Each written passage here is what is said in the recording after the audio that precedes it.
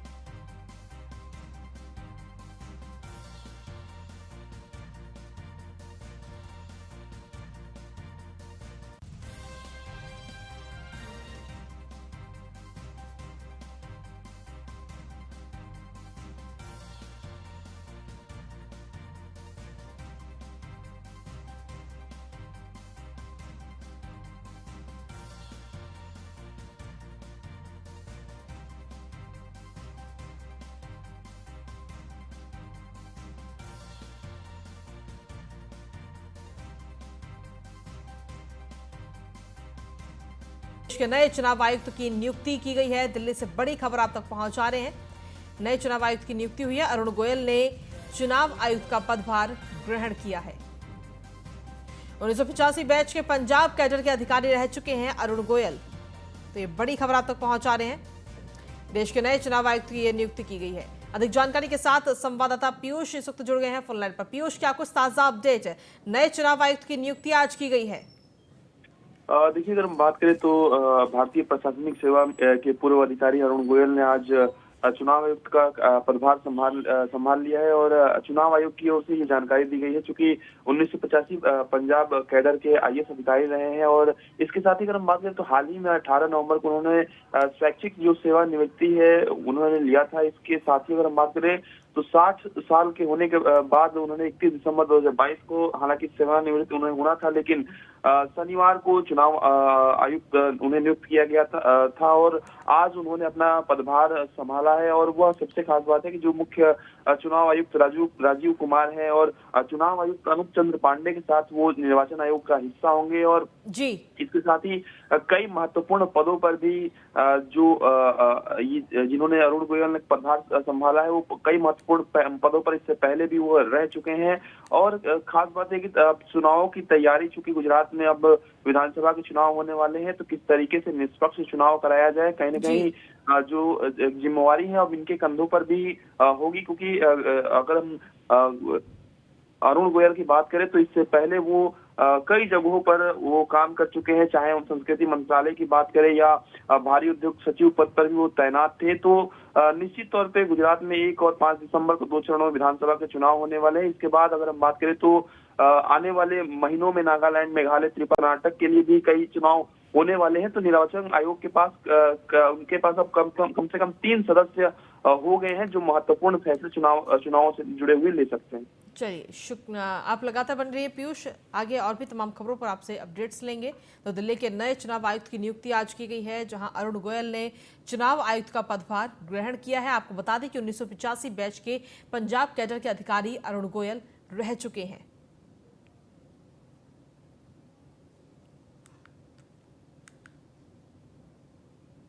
और अगली खबर दिल्ली से, जहां पर चावला गैंगरेप मर्डर केस के दोषियों की रिहाई मामले में अब एक नया मोड़ आ गया है। सुप्रीम कोर्ट ने फैसले के खिलाफ पुनर्विचार याचिका के लिए दिल्ली एलजी की मंजूरी मिली है। एलजी वी के सिंह ने पुनर्विचार याचिका के लिए आज मंजूरी दी है।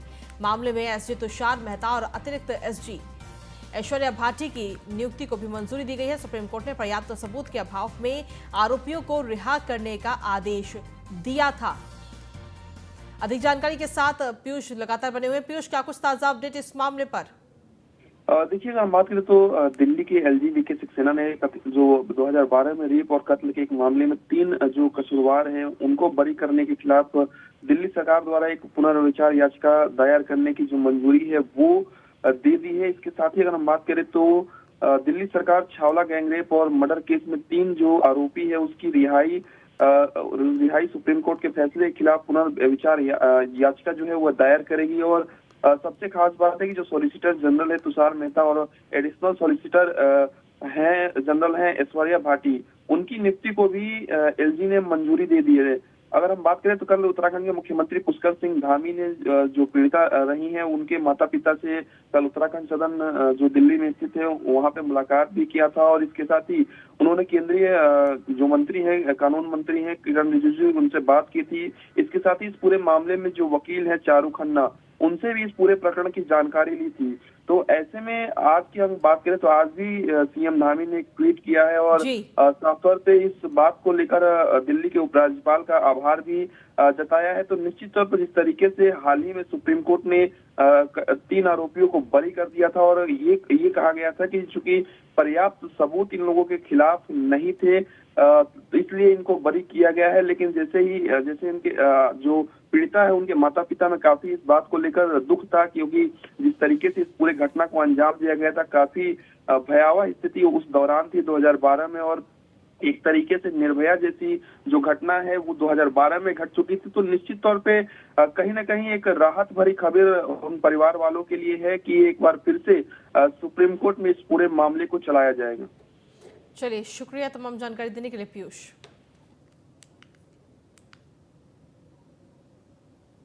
दिल्ली एमसीडी चुनाव में बीजेपी प्रत्याशी शशि चांदना ने न्यूज फॉर इंडिया से खास बातचीत की है। इस दौरान उन्होंने एमसीडी चुनाव में बीजेपी की रणनीतियों पर चर्चा की और बीजेपी की जीत का दावा किया।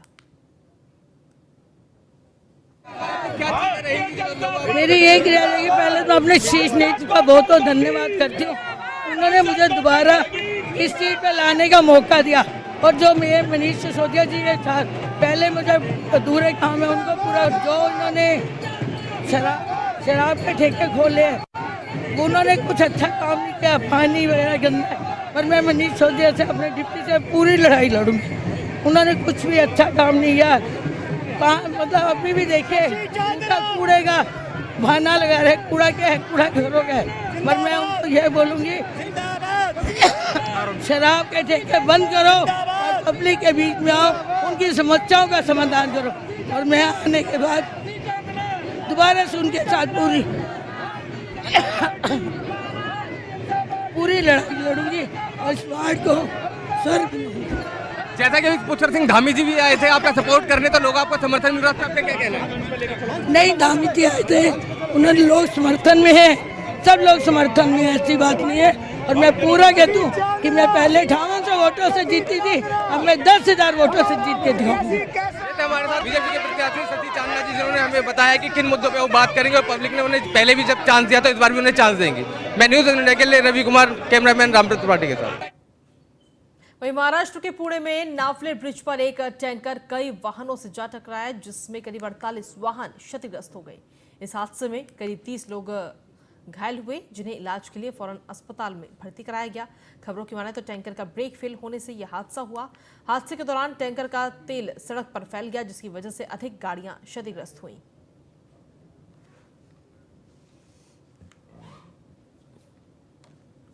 तो महाराष्ट्र के पुणे में यह हादसा आज सामने आया है। टैंकर के ब्रेक फेल होने की वजह से यह हादसा हुआ और इस हादसे में करीब 30 लोग घायल हो गए हैं। महाराष्ट्र के पुणे में यह हादसा हुआ, जहां पर नावले ब्रिज पर एक टैंकर कई वाहनों से जा टकराया।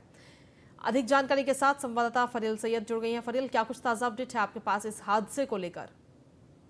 जी देखिए, कल रात में करीब 9 बजे के वक्त ये हादसा हुआ है, जहां एक टैंकर जो है उसका ब्रेक फेल हो गया था, जिसके बाद उसने करीब 40 से ज्यादा गाड़ियों को ठोकर मार दी और 40 से ज्यादा गाड़ियां जो है वो आपस में भिड़ गई। और क्योंकि टैंकर अभी खुद ठोकर मारने के बाद ब्रेक फेल हो गया था तो वो पलट गया था, तो ऑयल भी जो था वो रास्ते पे स्पिल हो गया था, जिसकी वजह से ज्यादा और भी ज्यादा जो है वो घटनाएं रुकी नहीं और एक्सीडेंट पे एक्सीडेंट होते गए। और कम से कम ये पूरी घटना में 40 से ज्यादा जो है वो गाड़ियां क्षतिग्रस्त हो गई है और कहीं ना कहीं 30 से ज्यादा जो लोग हैं वो घायल भी हुए हैं। चलिए, शुक्रिया तमाम जानकारी देने के लिए फरियाल। और अगली खबर बिहार के कैमूर जिले से, जहां एक निजी होटल के उद्घाटन समारोह में पहुंचे जाप सुप्रीमो पप्पू यादव ने खनन विभाग के प्रधान सचिव हरजोत कौर बम्हरा को फोन लगाकर बाबू ओवरलोडिंग और अवैध वसूली की शिकायत की। बातचीत के दौरान पप्पू यादव ने खनन विभाग के प्रधान सचिव को बताया कि दुर्गावती थाना क्षेत्र के डिडीखली टोल प्लाजा पर रोज हजारों की संख्या में बालू लोड ओवरलोड वाहन पैसे देकर पार होते हैं। पप्पू यादव ने इस मामले में अधिकारियों की मिलीभगत का भी आरोप लगाया।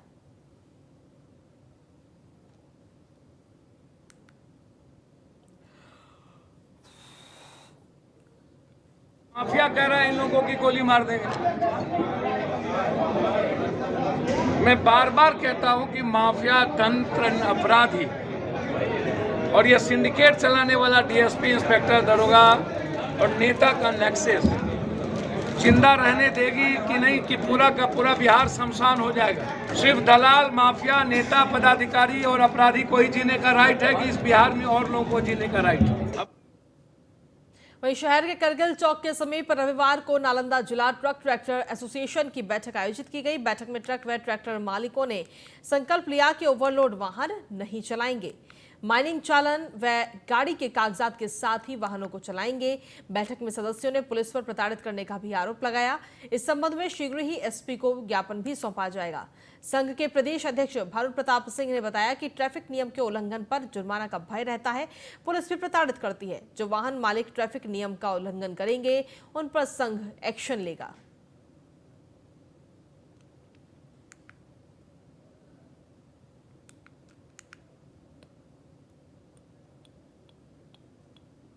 ये अवैध बालू खनन को रोकने में असफल रही।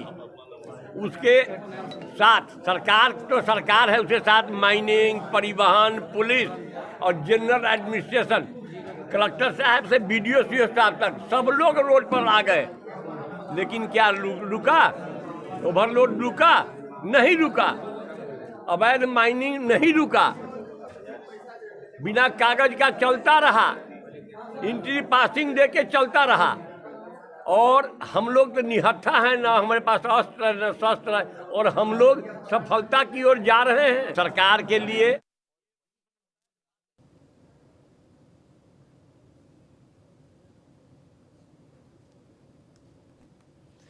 तो जिला ट्रक ट्रैक्टर एसोसिएशन की तरफ से ये बैठक की गई, जिसमें शपथ ली गई कि ओवरलोड वाहन नहीं चलाए जाएंगे।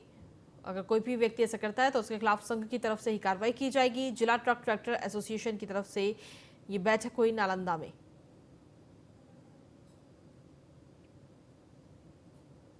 तो शहर के करगिल चौक के समीप रविवार को नालंदा जिला ट्रक ट्रैक्टर एसोसिएशन की बैठक का आयोजन किया गया।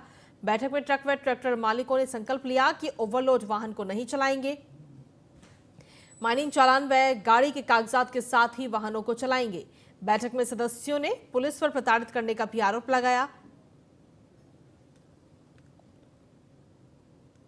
और इसी के साथ चलिए बुलेटिन में आगे बढ़ेंगे। बिहार में कहने को तो शराबबंदी है और बिहार के मुख्यमंत्री नीतीश कुमार आए दिन शराबबंदी पर अलग अलग के तरह के नियम कानून बनाते हुए भी नजर आते हैं। लेकिन वहीं बात करें बिहार के एशिया महादेश का सबसे बड़ा मेला सोनपुर, जो एक महीना लगता है, उस मेले में शराबियों की कमी नहीं है। साथ में पुलिस वाले भी उनके साथ नजर आते हैं।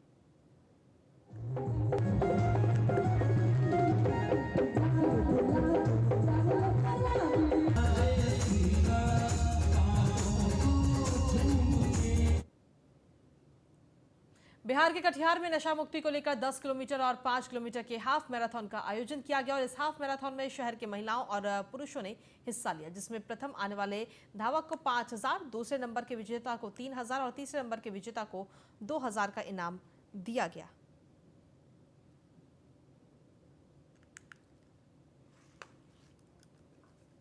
और इसी के साथ फिलहाल मेरे साथ देश दिन भर में इतना ही। बाकी तमाम खबरों के लिए देखते रहिए News1 इंडिया।